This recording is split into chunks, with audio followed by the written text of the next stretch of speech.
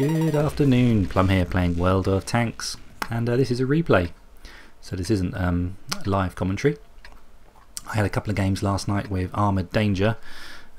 He's subbed on my channel, but he also has his own YouTube channel devoted to World of Tanks and War Thunder and a couple of other titles too. Recommend you go and check out his channel. I've enjoyed watching a lot of his videos. I'll put a link in the description below. So this was our last game on our little session last night, and this was his first game in the SpahPanzer. Been pronouncing that wrong all along. Luckily for me, Armoureddanger speaks excellent German and corrected me on how to say that properly, so thanks to him.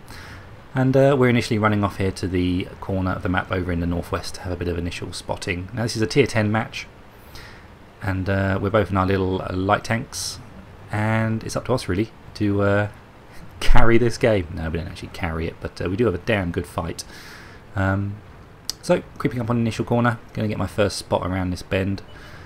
The object 140, he wasn't expecting me there, and then I get my cheeky first shot in thanks to that terrific gun. Really do like this gun, trying to get out of the way of him, but I do take a hit. Luckily for me it's only a medium tank, so I only take about 300 or so damage. So here we are doing our initial spots, seeing what's coming around this corner, and it doesn't look good. We got a couple of tier 10 heavies, and they're not alone. I think we're about to find out pretty rapidly that artillery's taking shots at us, and two more tier 10s show up. So we're suddenly on the back foot, can't deal with tier 10s from the front. Best thing we can do is fall back. I start doing it, and then there he is, Armourdanger's back there, also suggesting it over the comms channel to fall back. Now we've got plenty of cover to go round these guys and attack their flanks, so that's what we're discussing right now, whether or not to do that or go to another part of the map, since we can't do anything in this position. Beauty of light tanks, you can relocate pretty quickly, and we quickly decide that we are going to go around to their flank and try and take shots in their rear. I've been really enjoying the games in this tank, and this is one of the reasons why. It's top speed. Look, we're doing over 70 kilometers an hour in a heartbeat. Great manoeuvrability, just darting around the mouse, and now we're getting into a position where the light tanks can really earn their credits and income. Coming up on the flanks of tier 10s. This is exactly what they're built for. Not for frontal assaults. Anyway, I get my first bounce off the side of an FV. See the IS-4, thinking, oh, he's got lower health, we can probably take him out. Get a small engine fire. Leaves him with 91 health. One more shot in the rear. The 190 penetration on this gun can easily get through the back of an IS-4. And there's my first kill. And working in concert, we are calling out what we're shooting at, and obviously just seeing it on the screen. I get my second kill, and then I run into a bit of trouble. I'm thinking there's a T-57 heavy and he's coming my way. I can't handle that on the front, so I'm going to back off. Fortunately for me, even though this is a test server, that object 263 is very generous and allows me to pull out the way. He wasn't at all mean or horrible about that. He could have easily just sat there and almost made me take a shot for him. Now we've got some serious backup arriving.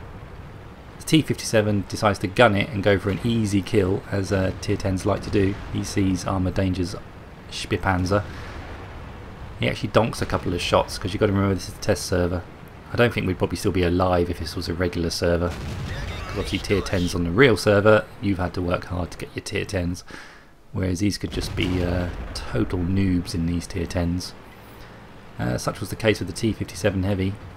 He actually did a bounce off the front of Armourdanger's machine. So we're pushing up now and looking at the scores. It's just in our favour, not a great deal, but we are winning this.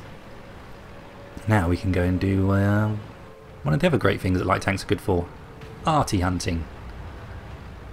So keeping that ground between me and the T-54, we get spots on the T-92. Managed to just absolutely by the skin of its teeth land a shot on the T-92. Unfortunately, the Conqueror was pointing his gun on the corner just as Armourdanger came around it, and Unluckily for him, he hit and took him out. Gives me an easy kill though, and now I know the Conqueror's got a epic reload. I can take my time. I'm far too casual about it because I actually bounced a shot when I really didn't need to. I could have finished with that guy by now and been moving on for more damage. Anyway, we don't make a mistake the second time. And we're moving off. Now, our base is being captured by a light tank, but minimap indicates we've got a TD over there who's going to deal with that, hopefully. And it looks like our heavy tank's also going back to base. And he does. Finally gets a shot in and resets the cap. Suddenly that's not quite so urgent anymore. I decide to turn around, go back for the artillery. Yeah, this game was a very nice, satisfying way to end the evening. We've been playing with some of the American light tanks and having a good time with those, getting some pretty good results too. He's a very good light tank player, this Armoureddanger. Played a lot of games in his chaffy. You can obviously understand he's a bit upset about the changes that are upcoming. I'm just going to wait here and see if he comes through, but he decides to take one in his roof, and that's a SpahPanzer. Got him. Yeah, Armoureddanger's a very good light tank player, so good to play light tanks with him because he does know more about this game than I do. He's a bit more up to speed on all the numbers, figures, map changes, so forth, and I learn a lot from checking out his channel, so I recommend you do the same. Here come the post-screen results, which, did they surprise us? Maybe a little bit. Here they are.